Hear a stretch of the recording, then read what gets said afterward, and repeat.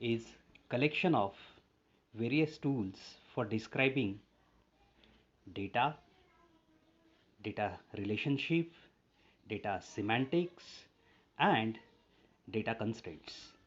When we are talking about this data, this is one of the famous definition. It is raw fact. About data relationship, when we have more multiple data, there should be we should have facility to relate one data to other. Data semantics that gives us the meaning of that particular data, and data constraints where we can impose certain constraints based on this particular data. These are the various types of data model. Very first one is logical data model, then physical data model. Again, logical data model has two more types: record based logical model, object based logical model. Record based logical model have three more types: relational, which is one of the very famous, and one of the example of this relational data model is Microsoft Access; hierarchical data model, and network data model.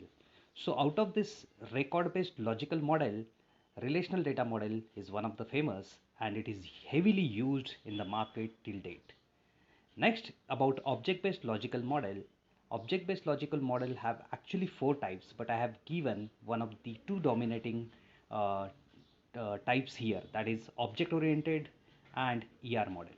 So ER stands for entity relationship model, one of the famous data model heavily used in this particular industry of project development. Object-oriented model, we also have what semantic model.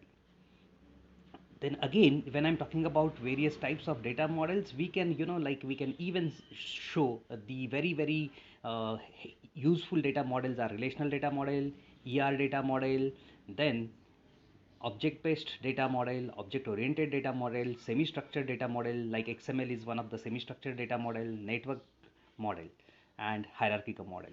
So we can see one by one the importance of each and